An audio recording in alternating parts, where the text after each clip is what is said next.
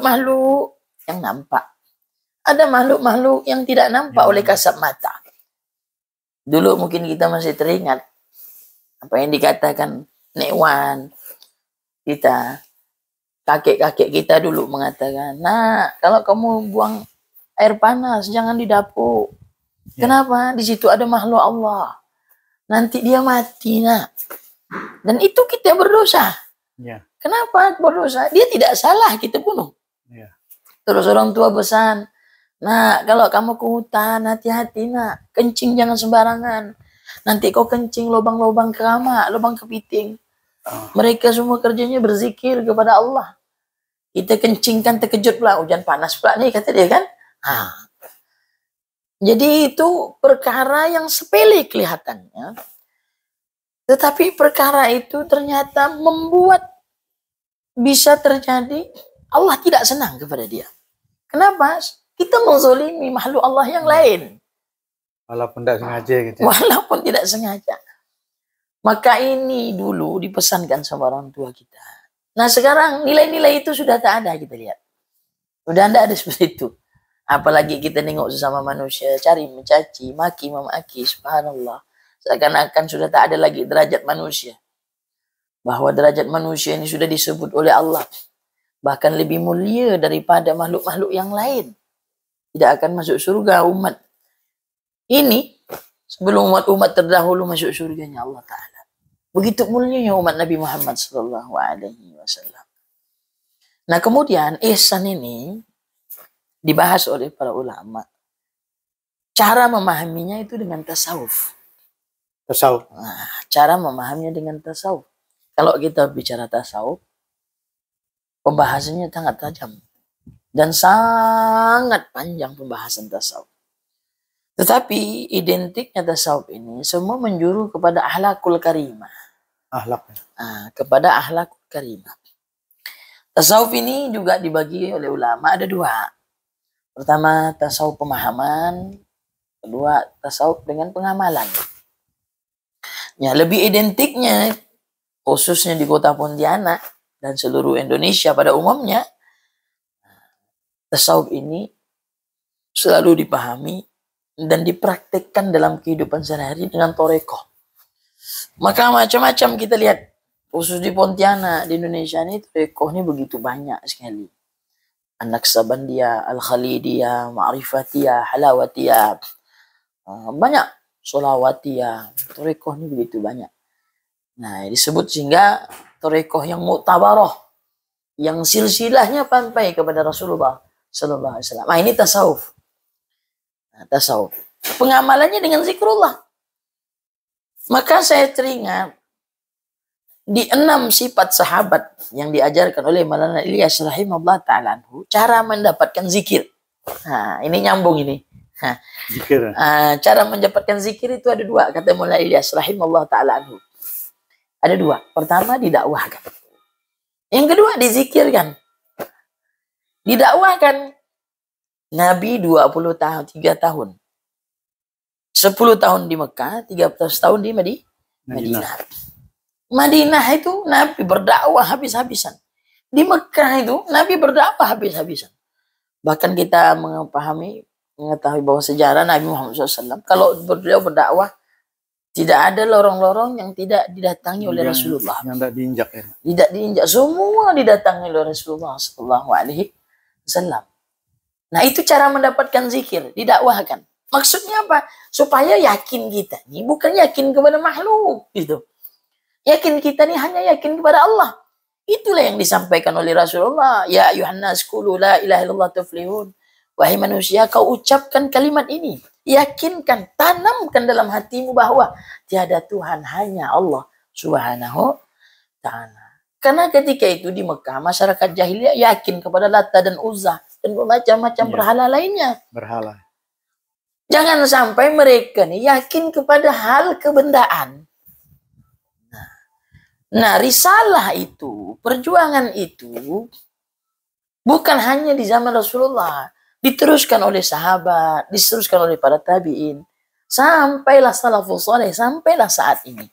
Sehingga kata ulama, kita-kita ini adalah penyambung lidahnya Rasul Sallallahu Alaihi Wasallam. Di mana-mana kita jumpa kawan, bicarakan kebesaran Allah. Supaya apa? Yakinnya kita tuh yakin kepada Allah. Nggak boleh kita yakin dalam hati kita ini masuk ke dunia, nggak boleh. Kendaraan nggak boleh. Istri sendiri pun nggak boleh. Anak sendiri pun nggak boleh. Ya ayyuhalladzina amanu la tulhikum amwalukum wala auladukum an zikrillah, kata Allah. Wahai orang-orang beriman, jangan sampai anakmu, hartamu melalaikanmu dari mengingat Allah. Ini dalil menunjukkan bahwa tidak boleh semua yang Allah ciptakan di muka bumi ini, yang Allah jadikan di muka bumi ini, yakin kita nih, yakin selain daripada Allah. Maka ada bahasa Arab yang diamalkan oleh orang-orang tasawuf, orang-orang pengamal zikrullah, namanya nafi isbat. Bahkan Ilyas pun pernah menyampaikan itu. Apa nafi isbat itu? Menafikan makhluk, menisbatkan Allah. Mentiadakan makhluk, menisbatkan hanya Allah saja dalam hati. Monggo silakan cari kerja. Tidak ada yang melarang. Wala tansa musibaka minad dunya, kata Allah. Jangan juga kau lupakan dunia, kata Allah. Artinya kita boleh kerja, boleh. Cuman jangan masukkan dalam hati. Hanya sebatas keperluannya. Hanya sebatas keperluan saja. Tapi kalau kita tidak mampu, iman kita lemah, maka kita juga mesti berhati-hati. Karena dunia ini tempat yang lalai, tempat yang sia-sia. Wal asri innal insana lafi khusrin illa alladhina amanu wa 'amilus shalihat wa tawassaw bil haqq wa tawassaw bis sabr. Wal asri, demi masa. Ini dunia nih yang kita tinggal nih. Innal insana lafi khusrin. Sesungguhnya manusia ini semua dalam keadaan lalai. Kita di dunia ini sebenarnya tinggal merugi. Tinggal dunia ini sebenarnya rugi. Yang untung kalau sudah sampai di surga. Rugi kita ini sebenarnya. Karena apa? Capek yang kita dapat nih. Orang berbondong-bondong sekarang mengusahakan untuk mendapatkan dunia. Padahal dunia itu tidak ada jaminannya. Yang ada jaminannya adalah kalau kita beramal soleh, beriman kepada Allah, surga telah menanti. Dan kata ulama bahwa kita ini tidak ada catatan untuk bisa masuk surganya Allah. Tidak ada catatan untuk bisa masuk surganya Allah. Hanya itu yang kita hindarkan. Nah, yang lucunya situ, dunia kita ini tidak ada catatan untuk masuk surga. Sementara itu pula kita jauhi. Nah, yang mana rezeki kita sudah ditulis oleh Allah, itu pula yang kita kejar gitu. Mati-matian kita kejar pagi sore kan. Padahal rezeki itu sudah ditentukan oleh Allah. Maut sudah ditentukan oleh Allah. Jodohnya sudah ditentukan oleh Allah Subhanahu wa ta'ala. Nah, ini yang perlu kita usahakan. Kemudian kalimat zikir ini bisa didapatkan dengan zikrullah. Nah, maka ulama-ulama dulu rata-rata semua bertorekoh. Rata-rata semua, termasuk ulama Ilyas rahimahullah ta'ala anhu. Beliau punya torekoh nama Jistiyah, torekoh Jistiyah. Dan beliau itu mursyid, seorang guru yang terkenal. Torekoh seperti bikin kelompok gitu. Ya, torekoh itu artinya jalan atau metode. Metode ya. Nah, metode untuk menuju kehadirat Allah.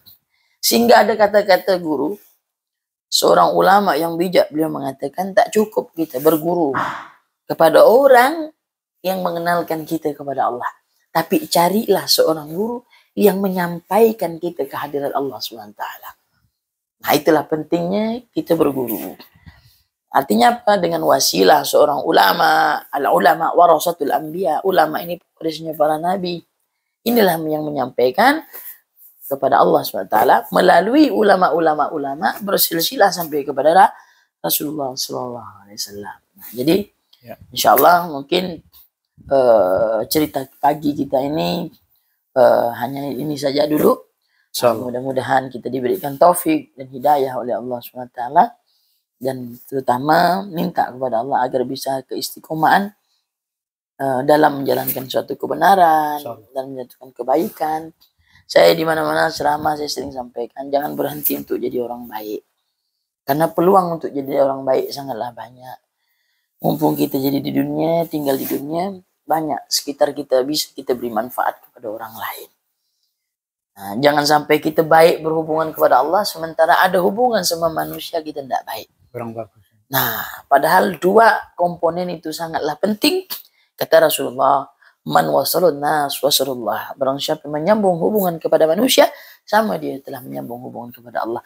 La yadkhul jannah qata'ur rahim. Tidak akan masuk surga seseorang yang memutuskan silaturahim. Terima kasih atas perhatian. Mohon maaf jika ada kekurangan. Saya akhiri. Wabillahi taufiq wal hidayah. Assalamualaikum warahmatullahi wabarakatuh. Waalaikumsalam.